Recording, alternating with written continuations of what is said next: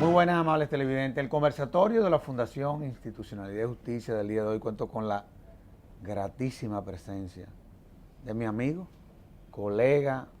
Bueno, tú eres uno de los abogados asociados de la Fundación Institucionalidad y Justicia.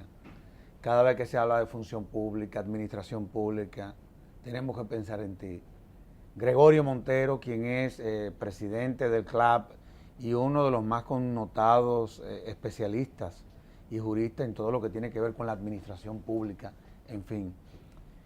Gracias, Gregorio, por acompañarme en esta ocasión. No, hermano Servio, el honor es nuestro, una vez más, poder dirigirnos a Así es. los dominicanos por esta vía, bueno, aireando estos temas de gestión, de institucionalidad y de profesionalización de la función pública, ahora quizá con una perspectiva no solo local, sino también a nivel de Iberoamérica. ¿Cómo tú evalúas, por ejemplo, a nivel de Iberoamérica, cómo se viene desarrollando el cambio que es inminente en toda administración pública del siglo XXI? Vemos que ya existe como herramienta los gobiernos abiertos, en fin. ¿Cómo tú vienes monitoreando el comportamiento de cómo se vienen administrando los administrados? Sí, mira, hay un movimiento ascendente, es un movimiento mundial. Así es. Solo que al CLAD, al Centro Latinoamericano de Administración para el Desarrollo, institución que estamos en la actualidad desde hace 3 años. Pero fuiste reelecto ahora. Sí, fuimos reelectos para un periodo de 3 años más, que inicia a mediados de enero. Qué bien. Y bueno, este organismo fue creado, porque es importante esto, el CLAD fue creado por recomendación de la 26 Asamblea de las Naciones Unidas. ¿En qué año? En el año 1971. Cristo. Y un año más tarde, 3 países de América Latina, porque el CLAD surge para actuar en el marco de América Latina. 3 países, Venezuela, México y Perú, en el año 1972, crearon formalmente la institución. A partir de ahí, un crecimiento permanente y hoy está compuesto por 22 países ya. 22. Por 22.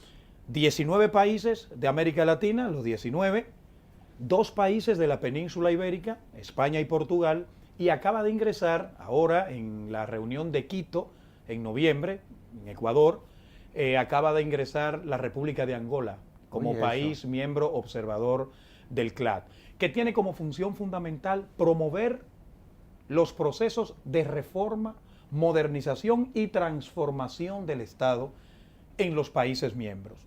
Qué bien. Desde la perspectiva de los temas que ha estado planteando, innovación en la gestión, profesionalización de la función pública, el desarrollo del gobierno abierto, las bases para la gobernabilidad democrática de nuestros países. Claro. Entonces, en función de eso, el CLAD viene desarrollando una labor permanente, porque este organismo no cesa, porque bueno, son tantos los desafíos en la región y son tantas las tareas que hay que desplegar que permanentemente estamos actuando en uno que otro país respecto de distintos temas. En El Salvador, por ejemplo, en este momento, nosotros estamos trabajando en la línea de una nueva ley para la profesionalización de la función pública, el desarrollo de un modelo de gestión de calidad en el sector público. En el Paraguay, por ejemplo, estamos trabajando con todo el tema del gobierno abierto y la profesionalización de la función pública.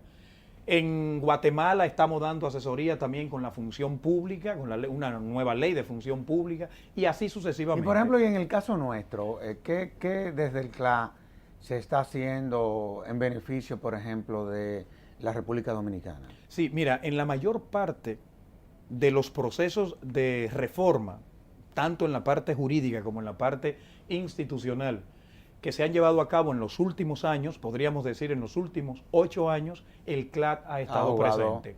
Por ejemplo, la Ley de Función Pública del año 2008, la asistencia técnica del CLAD, y sobre todo que esta ley se inspira en planteamientos, no en recetas, en orientaciones dadas en la Carta Iberoamericana de la Función Pública, porque esto también amigo Servio, es importante decírselo a los amigos televidentes. El CLAD tiene un consejo directivo compuesto por los 21 gobiernos y todas las decisiones se toman, sobre todo las políticas que lleva a cabo el CLAD, se trazan en el consejo directivo. Qué bien. Y más allá, nosotros tenemos 5 cartas y varios documentos, a lo que nosotros le llamamos documentos estratégicos.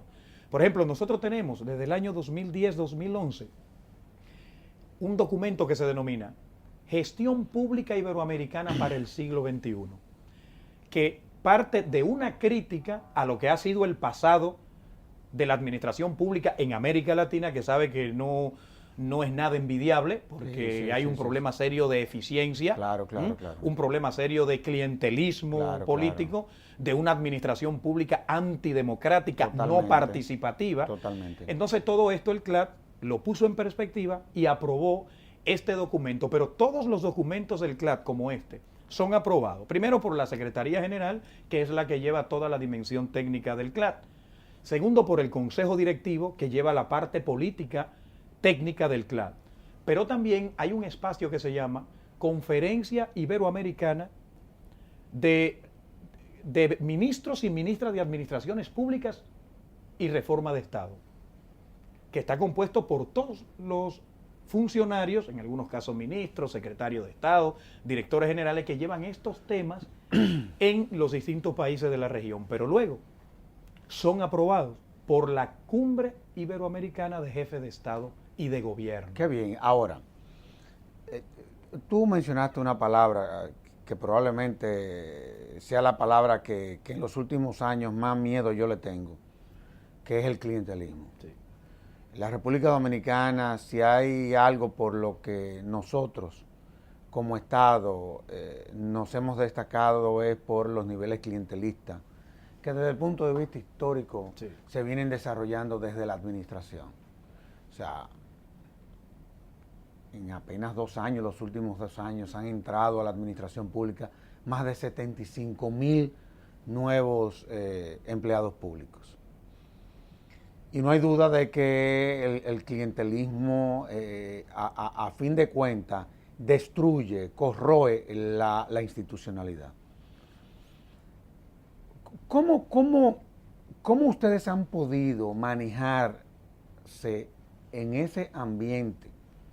Que no hay duda de que es una verdadera carrera de obstáculos la que ustedes tienen cada vez que van a diseñar algún programa, algún proyecto, alguna política. ¿Cómo ustedes han manejado eso con los estados latinoamericanos, digámoslo así? Sí, mira, y es lo lamentable, que ha sido una realidad histórica en muchos de nuestros países. No ha ocurrido necesariamente igual en ciertos países europeos. Por ejemplo, ¿desde cuándo el clientelismo como mecanismo nocivo, claro, en términos de administración pública, fue prácticamente destruido en un país como España? Por ejemplo, en un país como Francia, por ejemplo. O en Alemania. O en Alemania, por ejemplo. En España han dado pasos interesantes, pero más temprano, más pero hacia para acá. mí el más clientelista de Europa es Italia, ¿eh? Sí, eso es un desorden. Sí, definitivamente ahí no ha podido cuajar de manera efectiva un sistema de carrera administrativa. También podemos poner el caso de los propios Estados Unidos. Desde los años 1880 inició un proceso de transformación de su administración pública, y hay que reconocer que su sistema de carrera administrativa le ha valido a esta nación grandes logros. Gregorio, hasta tal punto que inclusive el presidente de los Estados Unidos solamente tiene capacidad para poder nombrar no más de 11,000 empleados en todo. Incluso, mucho menos. Cada vez más se reduce. Menos. Es así. Y bueno, y países de América Latina que han tenido una lucha permanente en contra de este flagelo, y que también dan resultados interesantes en distintos escenarios del quehacer institucional. Está el caso de Costa Rica, por ejemplo, que lo tenemos ahí mismo, cerca de nosotros, aquí en la misma Chile ha avanzado mucho. Chile inició también un proceso a partir de que instalaron la democracia, también han tenido un proceso ascendente. Hay que reconocer también el caso de Brasil, que ha dado pasos muy interesantes en este sentido. Y sabe un caso también importantísimo que hay que observar con mucha atención lo que ha estado ocurriendo en la República de Uruguay. En Uruguay también han habido avances trascendentales en este tema. Y en poco tiempo, es decir, que hay señales de que sí se puede. En el caso nuestro, nosotros somos testigos de un gran esfuerzo. Probablemente los esfuerzos o los resultados no van en consonancia con los esfuerzos que se han hecho, pero hay que reconocer que hemos dado pasos de avance y hemos avanzado. Ahora, tenemos desafíos muy serios porque la carrera administrativa también tiene, de alguna manera, Servio, y estos son los planteamientos que se están haciendo a partir de los requerimientos del siglo XXI, porque hay que reconocer que el Estado del siglo XXI no es el Estado ni siquiera del siglo XX. No vamos a decir del siglo XVIII o siglo XIX, no, ni siquiera del siglo XX. Esto cambió. El ciudadano se ha reposicionado.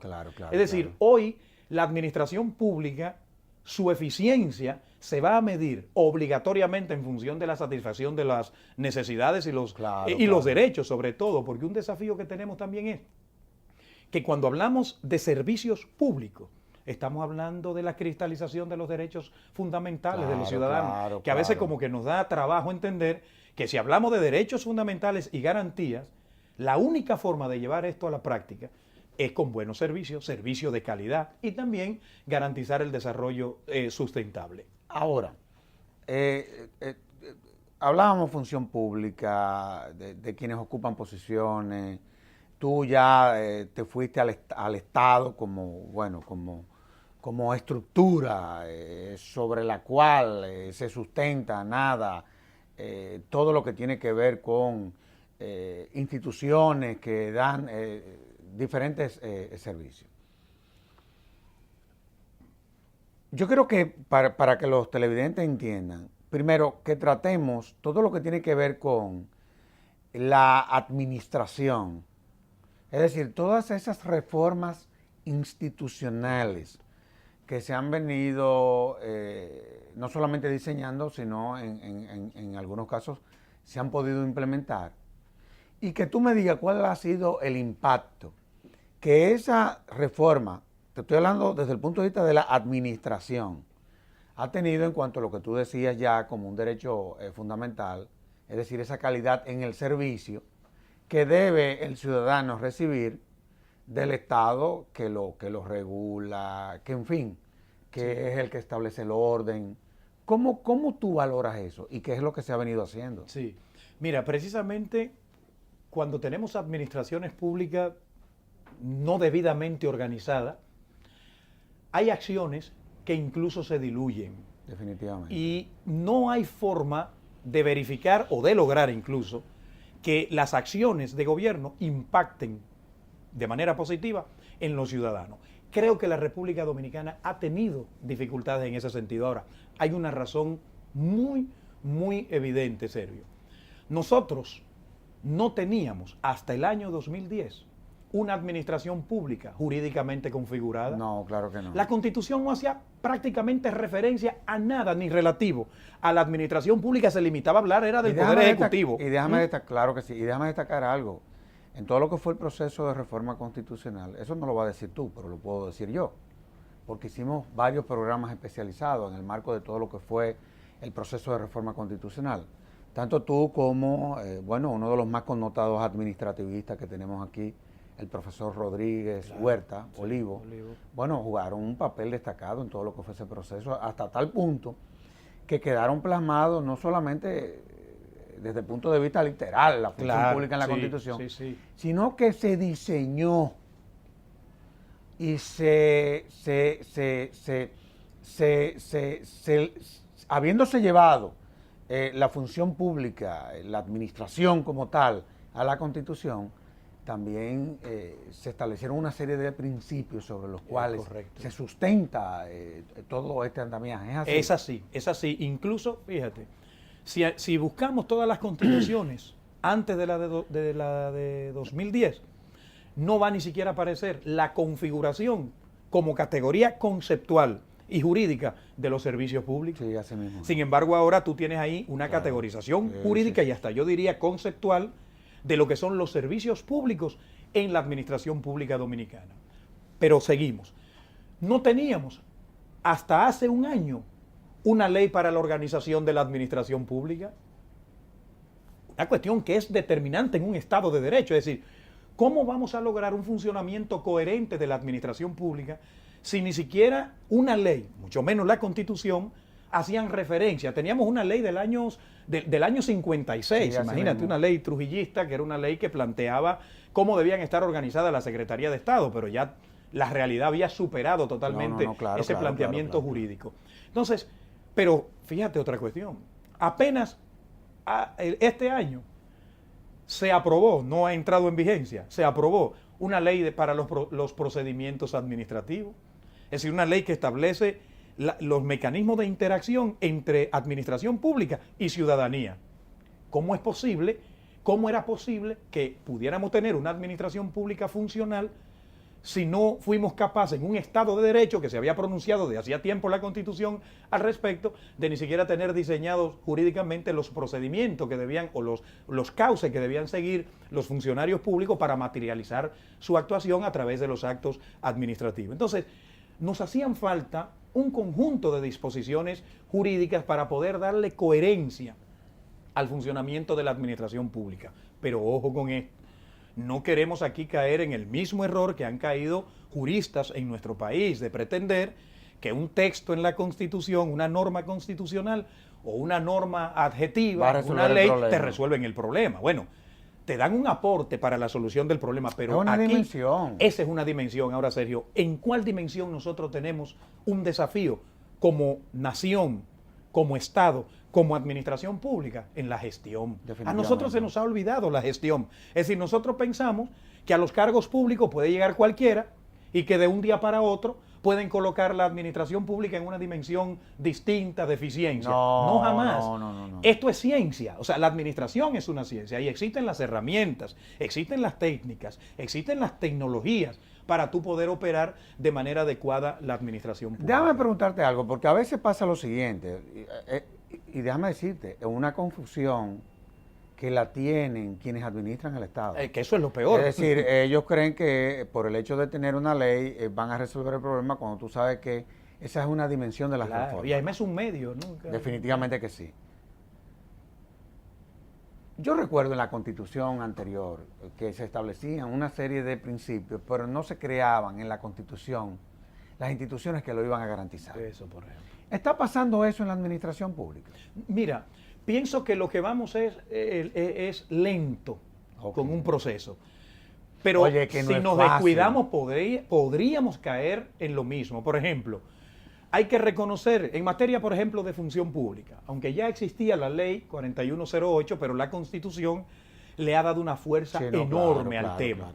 Y como consecuencia de esto ha colocado a un ministerio, que es el Ministerio Central, porque es el órgano rector de la función pública, que es el Ministerio de la Administración Pública. Y es el que tiene Ramón Ventura Camejo, y del que yo fui viceministro hasta que asumí la Ramón posición. Ventura Camejo, que yo he llegado a la conclusión de que tiene vocación al martirio, en honor a la verdad. Bueno, y la verdad que con un nivel de entrega enfrenta todas estas situaciones, pero el apoyo tiene que darse a nivel de toda la institucionalidad pública. Por ejemplo, aquí se ha avanzado de manera correcta con la profesionalización de la función pública. Desafíos muchísimos, pero cuando tú ves los últimos resultados del barómetro del Servicio Civil para América Latina, que ha establecido el BID, que lo ha medido en 2 ocasiones, esta es la segunda, pero ya a través del SICA y con el apoyo de la Agencia Española para el Desarrollo, se han hecho también varias mediciones para Centroamérica nada más y República Dominicana. Hoy la República Dominicana aparece en un lugar número 7 en toda América Latina, de toda América Latina, en materia de esfuerzo y avances, en materia, repito, de profesionalización de la función pública. Ahora, ¿cuál es el desafío? El planteamiento que tú hacías. ¿Cómo los ciudadanos van a legitimar todo esto? Porque no se trata de, es importante que nos midan y que nos digan cómo andamos, porque siempre también hay áreas de mejora. Ahora el ciudadano tiene que sentir esto. Por eso también hay que reconocer el esfuerzo que hace el MAP Ministerio de Administración Pública, para desarrollar un modelo de gestión de calidad como ha venido haciéndolo durante varios años de manera sostenida, porque al final tiene que darse un enfoque sistémico. Claro. Es decir, la administración pública, los esfuerzos aislados nunca impactan en el ciudadano. Por ejemplo, en materia de salud, son los servicios, estos servicios, salud, educación, transporte, son los que los ciudadanos realmente quieren sentir porque ese es su día a día. No, son los usuarios. Eso, son los usuarios y es el día a día. Claro, ya hoy, eso no es, administrar no es solo eso. Administración pública hoy no es solo gestionar con calidad los servicios públicos. Claro, claro, claro. Hay que garantizarle el desarrollo sostenible a los hombres y a las mujeres de nuestros países. Hay que garantizar la gobernabilidad democrática. Por ejemplo, aquí sé que coincidimos de una manera casi total, porque hemos aireado esta cosa en otras ocasiones. ¿Qué está ocurriendo ahora mismo, no solo en la República Dominicana, también en la República Dominicana? Han surgido nuevos problemas que no se remiten necesariamente a los servicios públicos tradicionales. Por ejemplo, ¿en base a qué se procura construir la paz en muchos países de América Latina? No es como resultado de guerras convencionales. No, ya eso no tiene sentido. Es un problema serio del crimen organizado. Claro. Y entonces la paz es un derecho fundamental de la gente, pero al Estado se le olvidó. Al Estado se le olvidó que para lograr la paz hay que gestionar. Y se nos olvidó que teníamos que prevenir, y ya se nos venía avisando de que teníamos serias dificultades y serias amenazas con respecto del crimen organizado. Pero nos vamos a otro elemento, la cuestión del cambio climático. La amenaza real que nosotros tenemos hoy como sociedades en el mundo, bueno, pero tenemos también que vernos como país. No, están en el crimen organizado, pero también están en la degradación del medio ambiente de la forma en que está ocurriendo. Claro. Eso es gestión pública. A la administración pública le corresponde prevenir los problemas y gestionar las situaciones que ya tenemos en este sentido. Entonces el ciudadano hoy no solo piensa en el servicio de salud, en el servicio de educación, sino también, y estos problemas, algunos dicen de nuevo cuño, que ahora tenemos y que parecería que no tenemos herramientas administrativas para enfrentarlos. Oye, estoy totalmente de acuerdo con los planteamientos que tú estás haciendo. Ahora, tú hablaste de la gestión de calidad. Y obviamente una de las herramientas para tu poder medir la calidad de una gestión es a través de evaluaciones de desempeño, perfecto, en fin. Por ejemplo, aquí en Finju me someten a evaluaciones de desempeño 2 veces al año. Y yo ni siquiera sé cómo yo he venido pasando esas evaluaciones. Honestamente no te lo digo, pues son fuertísimas. ¿Cómo podemos diseñar desde el Estado evaluaciones que real y efectivamente no solamente sirvan para construir diagnósticos que nos permitan diseñar políticas públicas, sino también para que quien ocupa una posición en la administración sepa que si no anda bien en cuanto a lo que es no solamente su desempeño, sino la calidad del mismo, oye, se ha separado de la administración, porque a fin de cuentas eso quienes lo pagamos somos el pueblo. Claro. Y no hay duda de que muchas veces nosotros no nos sentimos correspondidos con esa relación que se da de lo que tú pagas a través de tus impuestos versus los servicios que tú recibes desde el Estado. ¿Cómo uno mejorar eso? Sí. Mira, hay que reconocer, Servio, que ese es uno de los desafíos más importantes que a nivel de la región está enfrentando el desarrollo de la carrera administrativa o el sistema de mérito. No se ha encontrado hasta el momento una fórmula totalmente objetiva. Siempre la crítica es que adolece de subjetividad el mecanismo de evaluación del desempeño, y lo propio pasa con el mecanismo que tenemos, que se está aplicando con los empleados de carrera en la República Dominicana. ¿Cuántos empleados de carrera tenemos más o menos? Mira, el dato anda por los 63,000 empleados de carrera, distribuidos, claro, en todas las dependencias. Tú me vas a decir que sí, Estado. pero yo quiero que sea tú quien lo diga. ¿Realmente han cumplido esos 60,000 y pico de empleados que representan prácticamente el 8 o el 9% de todos los empleados de la administración? han real y efectivamente cumplido lo que la ley establece como para que puedan ser ya estas personas consideradas como empleados de carrera? Sí, porque los procesos, hay distintos tipos de procesos para ¿Cuáles son los incorporar a procesos? carrera. Escúchame, porque es Sí, importante. no hay problema, con todo gusto. Uno es el reclutamiento y selección, el mecanismo de concurso para los que vienen de afuera. Es decir, la ley estableció dos mecanismos fundamentalmente. Si tú no estás en la administración pública y vas a ingresar a un cargo de carrera, tienes que someterte a un concurso de libre competición. Pero también hay otro mecanismo para los empleados activos, que es un mecanismo, se supone, de transición, se supone provisional. Lo que pasa es que esa provisionalidad se ha extendido muchísimo, aunque también tiene amparo en la ley. ¿De qué se trata? Si ya tú estás ocupando un cargo de carrera, tú no compites con nadie para ingresar a la carrera administrativa. Okay. Simplemente se te aplica una batería de pruebas, incluida una evaluación del desempeño, pero con el mismo inconveniente que estamos conversando y que todavía es un problema en toda la región, que es la subjetividad del mecanismo de evaluación. Lo que podríamos luego preguntarnos, una vez ingresaste a la carrera administrativa, hay un monitoreo permanente para verificar que tú sigues exhibiendo los méritos para mantenerte en la carrera administrativa. Bueno, ya esa es otra pregunta, porque la ley plantea la capacitación permanente, claro, pero plantea también la evaluación periódica del desempeño. Ahora, el mecanismo de evaluación del desempeño que existe no necesariamente nos garantiza que porque tú obtengas una buena puntuación, realmente eso se corresponda con lo que tú estás planteando. ¿Por qué?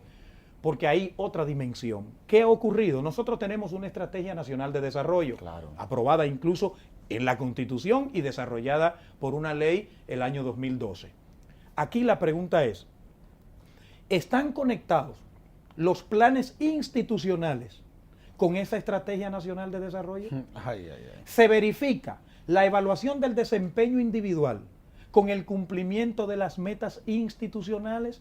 Cuando yo decía que esto es un enfoque sistémico, que la administración es un sistema, no es un conjunto de elementos aislados, sino más bien interconectados, interoperando, a esto me refiero. Es decir, ¿cómo yo garantizo que cuando yo te evalúo, Servio, como individuo, esa evaluación esté en correspondencia, sean cuales fueren sus resultados, con las metas institucionales? Creo que ahí tenemos desafíos. Ahora, claro, todavía la ley, por ejemplo, de organización de la administración pública, lamentablemente no ha sido reglamentada. Ahí tenemos también una situación que cubrir.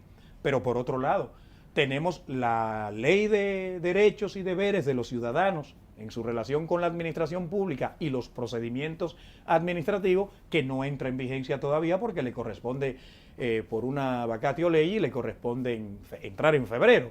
Entonces, todavía tenemos pendientes para poder ver a la administración pública con este enfoque sistémico que decimos, y que sería entonces la mejor manera de que los ciudadanos puedan evaluar, porque al final de cuentas, ¿quién es que evalúa? Sí, hombre. Al final de cuentas, la administración pública debe ser evaluada por los ciudadanos y las ciudadanas. No, y hay una realidad, al final, y tú lo sabes muy bien, por ejemplo, y eso lo hemos dicho muchísimas veces, pero tenemos que seguirlo repitiendo para que inclusive hasta la misma administración sepa que es así, y es ya la concepción moderna de cómo se construye un Estado o de cómo se construye la democracia como sistema. Claro. O sea, ya la democracia no la construyen los partidos políticos. No. Hay otro componente que es el de la participación de la ciudadanía en todos estos procesos, que sin lugar a dudas son importantes que uno como ciudadano participe. Ahora, en donde yo como ciudadano muchas veces me siento, uno se desmotiva por la apatía que muchas veces desde la ciudadanía tú ves cuando se tratan estos temas. Esa es otra realidad. Ahora, yo quiero insistir, tú decías que a veces existen elementos subjetivos en todos estos procesos, pero a mí me cuesta trabajo. Yo te entiendo cuando tú te pronuncias en esa dirección, porque no hay duda de que eso es así.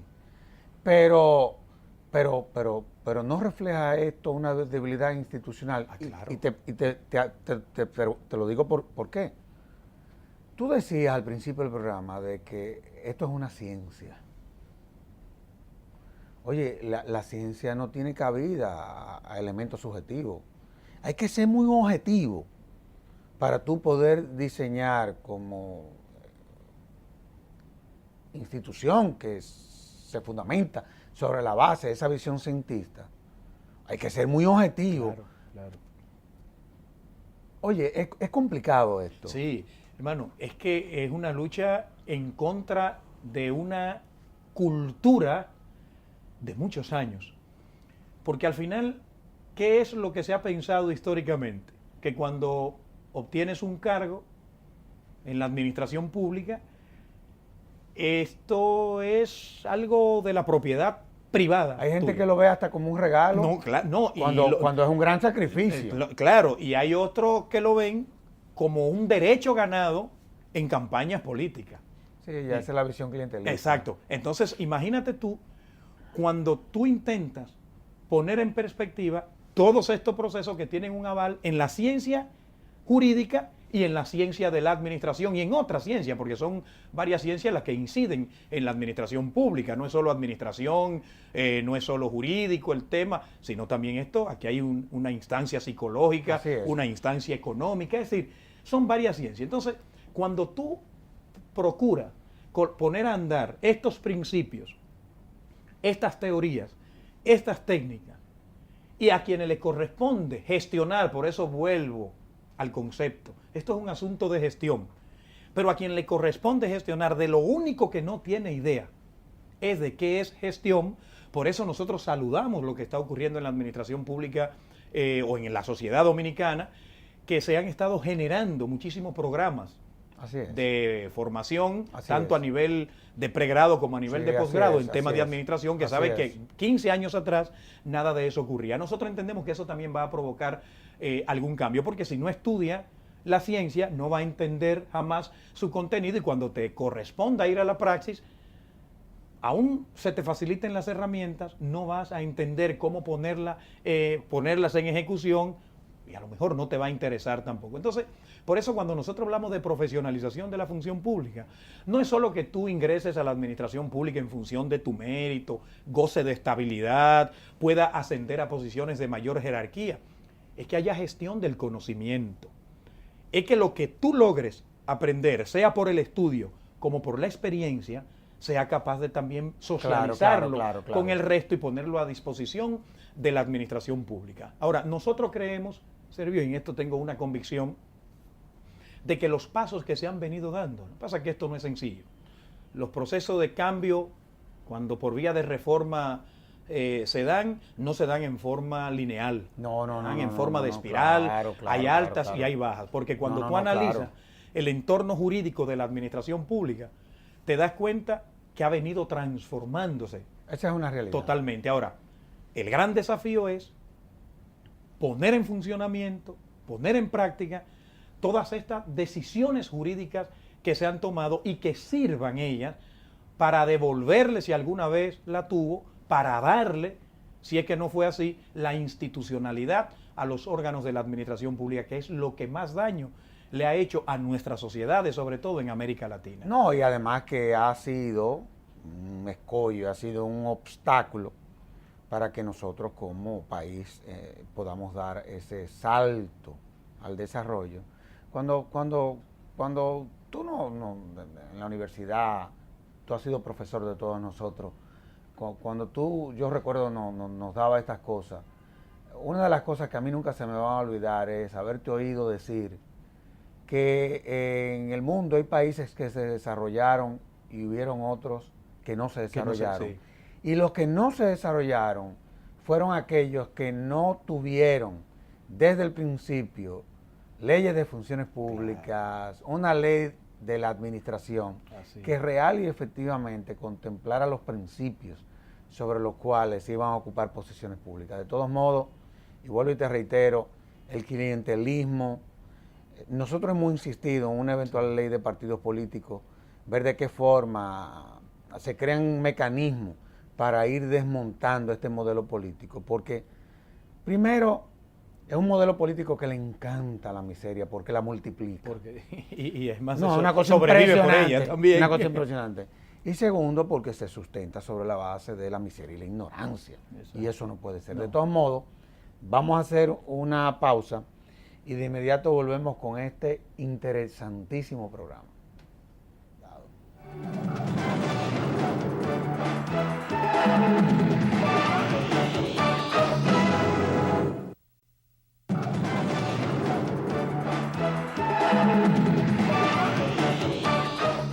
Gregorio, tú decías en el segmento anterior algo que valdría la pena que rescatemos. De ese desinterés que años atrás existía desde la propia ciudadanía respecto a todo lo que tenía que ver con los temas relacionados con la administración. Pero la verdad es que tampoco teníamos mecanismos como para poder someter al orden desde la sociedad a la administración. Esa es la realidad. Sí, sí. ¿Cuáles son los mecanismos con los que cuenta la ciudadanía hoy en día para poder someter al orden a la administración? Sí, sí, es una situación que, claro, a nosotros se nos olvidó la totalidad de los sistemas de control de la administración pública. Claro. A veces pensábamos más en el control administrativo financiero, que tampoco sirvió para mucho. Para nada. Hablábamos del control legal de la administración pública, y existían muy pocas leyes. Claro. Hablábamos del control jurisdiccional, y sabe lo que teníamos como tribunal contencioso administrativo, Era la Cámara de de Cuentas, Cuentas. haciendo esa función. Es decir, el Estado... Que era una verdadera aberración. Claro, el Estado dominicano ha actuado, si algo ha caracterizado su funcionamiento, es la falta de control, y de manera particular la administración pública. Por fortuna, todo esto, desde el punto de vista jurídico, ha venido cambiando. Hay que reconocer que se ha dado una transformación en materia de los sistemas de controles de la administración pública desde el punto de vista jurídico.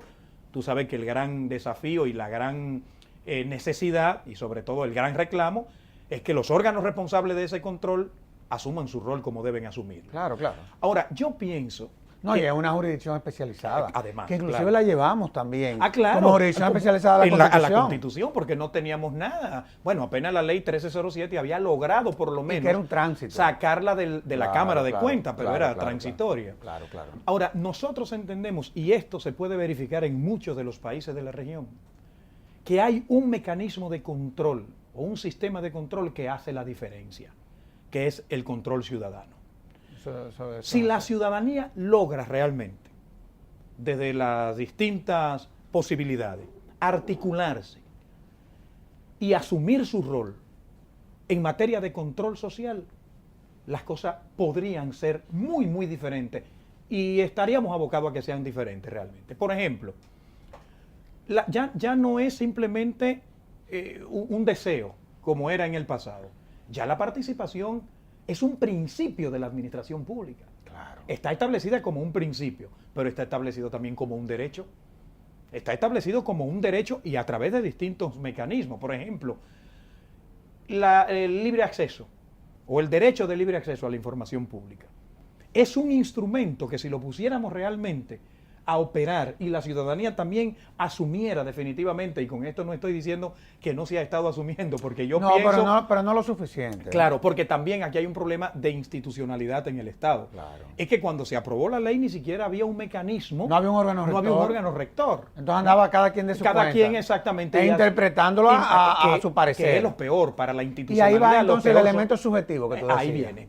Ahí Ya viene lo la cuestión. entendí. Y que le da también Ya lo entendí. a ciertas autoridades el derecho de Discrecionalidad. actuar de una discrecionalidad que cuando es excesiva entra en contradicción con el principio de legalidad y cuidados y con el principio de eficiencia también. Entonces, pienso que la Constitución de 2010 ha empezado, y algunas leyes, incluso antes de la Constitución, ya empezaban a darnos herramientas. Ahora, para mí lo más importante de lo que está establecido en la Constitución en materia de participación no es solo que la establece ya como un principio de la administración pública, sino también como un derecho de los ciudadanos. Qué bien. Fíjate que, por ejemplo, la ley de procedimientos administrativos, para resumirla, ya nos habla del derecho de la buena administración. El derecho de la buena administración pasa obligatoriamente por la participación, pero la participación efectiva de los ciudadanos y ciudadanas en la gestión pública. Pero fíjate que también esto hay que verlo con mucho cuidado, Servio, porque de nada vale que establezcamos el derecho de la participación, que lo establezcamos como principio, porque también recuérdate que todo esto es conexo con el derecho y el principio de la transparencia, que también está contemplado en la Constitución de 2010. La cuestión es que esa participación ciudadana tiene que ser de calidad, tiene que ser efectiva, y la participación efectiva se da sobre la base del conocimiento. Entonces, yo no puedo pretender participar en la administración pública de cualquier manera. Yo tengo también que cualificar esa participación, y para eso tengo que capacitarme en esos temas. Por ejemplo, ¿qué me anima a mí muchísimo? Que en muchos de estos programas de posgrado que se están desarrollando en el país, hay representantes de organizaciones sociales. Es decir, no es solo para funcionarios públicos, a pesar de que los temas son de funcionarios públicos. En todos esos programas hay ciudadanos de distintas perspectivas participando. Y algo que no nos podemos olvidar, Servio, que está en la Constitución, lo que pasa es que también nosotros los dominicanos tenemos que revisarnos. Nosotros luchamos por algo, nos pasamos la vida entera luchando por algo, y cuando hay una concreción, por lo menos jurídica, de esto, nos olvidamos. Yo no estoy escuchando mucho hablar en nuestro medio de la auditoría social. Y es increíble eso, Esa cuando es esa ha sido una de las grandes conquistas. Esa es una herramienta ciudadana. Entonces, está ahí. Es cierto que si el Estado te limita, aún te sigue limitando, a pesar de estar en la Constitución, pero hay una con los jurisdicción, mecanismos, pero ahí están los ámbitos jurisdiccionales. O sea, se crearon las instituciones que pudiesen eventualmente garantizar. Claro, entonces fíjate, esto nos lleva a nosotros a otra dimensión. Cuando nosotros estudiábamos, Servio, nos pasamos la vida entera creyendo que la ciudadanía solo se da desde la perspectiva jurídica. No, señor. La Constitución dice que yo tengo derecho a, la ley dice que yo tengo derecho a. ¿Y los deberes? Además de los deberes, también viene la otra cuestión, y el ejercicio de esa ciudadanía, claro, que se convierte en ciudadanía social. Es decir, yo desde los distintos espacios, sean los formales como los informales, o lo que sean el resultado de mis iniciativas, porque también esto, y de mi posibilidad de innovación, yo reclamarle al Estado lo que en buen derecho me corresponde, cumplir con mi deber, pero también reclamarle al Estado ese derecho que está establecido en la Constitución y en las leyes. Entonces, fíjate incluso que ha estado aconteciendo en muchos países, porque también nosotros cometemos a veces un error. Es tan sencillo que la clase política de nuestros países, incluida la clase política dominicana, ceda en determinados aspectos. No es sencillo eso, también hay que arrancárselo. Entonces, es que los desprendimientos son dolorosos. Es que son dolorosos, y sobre todo en cuestiones de poder, tú sabes. Muy doloroso. Tú has estudiado la ciencia política, sí, y sabes que porque esto es transferir. Es que es un Estado cuya ideología es la conservadora. Claro. Una cosa impresionante. Sí, o sea, y el control solo es dable cuando yo, Estado, lo ejerzo. No, pero es increíble. Nada más es dable ahí. Y cuando hablo del Estado es quienes lo representan. No, claro. O sea, claro. cuando tú ves y analizas desde el punto de vista inclusive sociológico, los niveles de mentalidades de los diferentes sectores, o sucede que en todos los estudios se refleja que el sector más conservador del país es la clase política. Una cosa impresionante. Increíble. O sea, la sociedad va por delante. Van por delante. Y entonces, por eso te decía, fíjate en muchos países de nuestra propia región, lo que está ocurriendo, por ejemplo, en El Salvador, con estos temas de la participación ciudadana en la gestión pública, es interesantísimo. Ahora, es el resultado de que, producto de múltiples situaciones, la propia ciudadanía ha decidido, organizada o no, porque en esto también hay que tener claro, ha decidido reclamarle al Estado en los distintos espacios, básicamente los espacios jurídicos contemplados en las normas, le está reclamando lo que la propia Constitución, lo que el propio Estado ha dicho, porque el Estado te reconoce unos derechos en la Constitución y en las leyes, pero luego en la praxis parecería que se divorcia totalmente de esto, y aquí vuelvo a lo que comentábamos. Si el derecho a la vida, si el derecho a la salud, si el derecho a la educación es un derecho fundamental, el Estado es el que tiene que crear la institucionalidad Claro, para que claro, estos claro, derechos claro. se puedan materializar a través de los servicios públicos. No, no hay duda. Y oye, la verdad es que hay cosas que uno a veces, no es que no entienda, es que uno quisiera como que fueran más rápido, Sí. más rápido. O sea, a fin de cuentas, uno no es dueño ni siquiera del dinero, uno ni siquiera es el dueño de la fama, uno es el administrador. Es simplemente. Oye, y desde la administración, como decíamos en el segmento anterior, oye, ha costado trabajo de que quienes ocupan posiciones, no todos, pero casi la mayoría, Sí, sí, sí. entiendan, terminen de entender, que ellos están ahí administrando una institución sobre la base de una serie de principios que ya se lo señala la Constitución. Exacto, que Esa no es lo una pueden realidad. ellos cambiar, solo lo pueden cumplir. Pero bueno, las subjetividades, y te entendí ya el término de El término. subjetividades. Ahora, tú hablabas de la ley de la administración pública que está pendiente de los De reglamentos. reglamento. Oye, pero qué cosa más grande, porque yo te pregunto, ¿y tienen que salir los reglamentos para que podamos comenzar a implementar la ley o nosotros podemos comenzar a implementar y sobre la marcha ir aprobando los reglamentos? ¿Qué podemos hacer? Porque a fin de cuentas, a mí lo que no me está gustando es que leyes que son claras, Sí. claves, sucede que su puesta en ejecución, entonces de una u otra forma la aprueban sobre la base de cuando se aprueben los reglamentos. Sí. Oye, yo no quiero que pase con esa ley, con lo que pasó, por ejemplo, con la ley de migración, que claro. duramos 10 años Sí.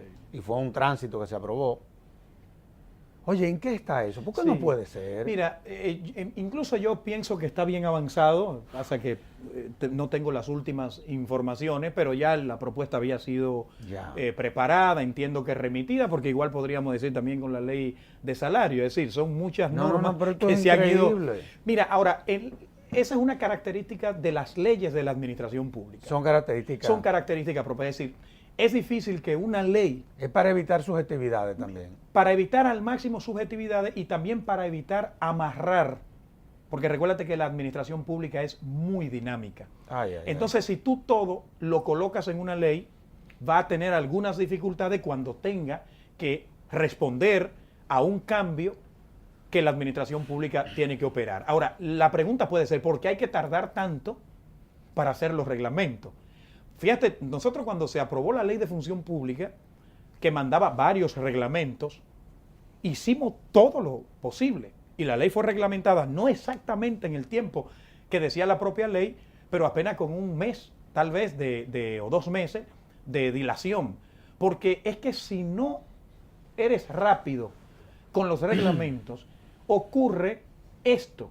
La gente pierde interés. Ah, bueno, una ley más. A eso me refería cuando decía, nos preocupamos por una norma, luego que la norma está, entonces como que ya nos desentendemos. Entonces, una ley de organización de la administración pública Oye, fundamental. es tan fundamental que hay que reglamentarla lo más rápido posible, y estoy de acuerdo contigo, y aquellos aspectos que no requieran del reglamento, de la reglamentación, puedan ir implementándose. Claro, porque hay con algunos aspectos que ha ocurrido.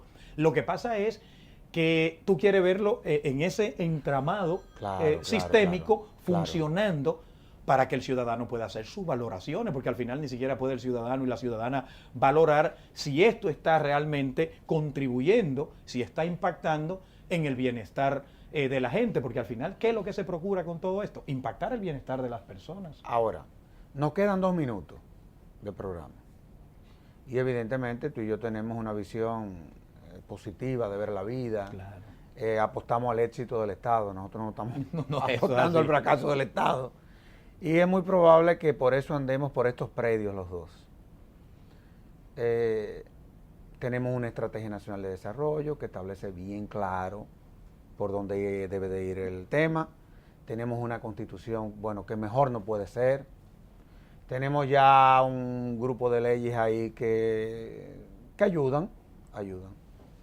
¿Qué hace falta? Mira, yo pienso que tenemos buenas herramientas Y ya hemos demostrado... No, y el ministro es bueno también. Claro, entonces. claro. Y ya hemos demostrado, sobre todo desde el MAP, que en algunos renglones se puede avanzar. Qué bien. Que no es... Que esto no, como nos decían a nosotros en algún momento, que no son quijotadas. O una quimera. Que o no qué son sé yo. quimeras, que realmente se puede avanzar. Yo lo que pienso es que a veces hay algún nivel de sintonía. No hay sintonía entre los distintos actores de gobierno. Pienso que incluso a veces el presidente de la República traza una pauta o manda un mensaje y hay funcionarios del propio gobierno que no actúan en consecuencia. Entonces hay que entender que estos enfoques tienen que llevarse de manera transversal a la administración pública. Porque para tú impactar en la ciudadanía, tú tienes obligatoriamente que hacerlo desde una perspectiva sistémica.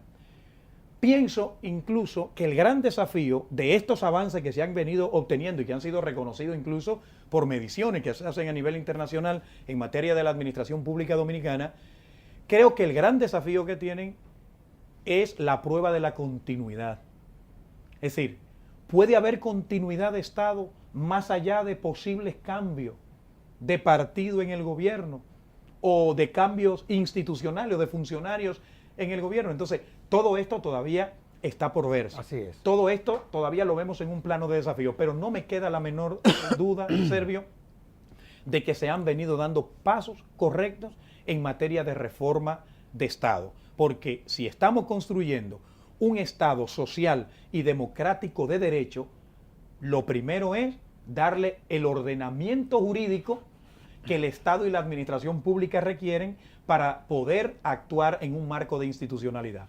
Creo que la Constitución de 2010 y un conjunto de leyes que se vienen aprobando son un gran aporte. Ahora el desafío es gestión. Oye, y quiera Dios, y por eso nosotros hemos insistido tanto, porque para nosotros son importantes los políticos y los partidos políticos. Son importantes para nosotros. Claro, ¿ya? claro. Nosotros llegamos a esa conclusión. No es que son necesarios, no hay forma de tú desarrollar un Estado, de tú desarrollar la democracia sin los partidos y sin los políticos. Y los gobernantes salen de ahí. No, en principio y salen si de ahí. eso es así, ojalá y que en el marco de esta lógica de que la educación contribuye al fortalecimiento institucional, porque fortalece las capacidades, Claro. ojalá y que en una eventual ley de partidos políticos nosotros pongamos que los fondos públicos que reciben los partidos políticos, por lo menos el 50%, vayan dirigidos a los programas de capacitación. Claro. Porque muchas veces esa falta de gestión se debe a la baja formación política que tienen nuestros políticos. Sergio, Esa es y una ojalá y realidad. ahí también podamos lograr que quede la formación de los cuadros políticos, aún no estén en el gobierno, en materia de gestión pública, en materia de innovación en la administración. Definitivamente, porque yo creo que nos ahorraríamos más de la mitad del camino. Así mismo es. Oye, el tiempo se agotó. Bueno. E inclusive nos pasamos del tiempo. Y en nombre de la Fundación, una vez más, te agradezco que hayas correspondido a este conversatorio, que lo que procura es que la ciudadanía vaya creando sobre todo conciencia en temas que son tan relevantes como lo que tiene que ver con la administración pública, la función pública, en fin. Así que muchísimas gracias. No, un honor inmensísimo para nosotros siempre, Sergio. Gracias, Gregorio. Y a ustedes, amables televidentes, les decimos hasta la próxima, en donde estaremos en un nuevo conversatorio de la Fundación Institucionalidad y Justicia. Hasta entonces.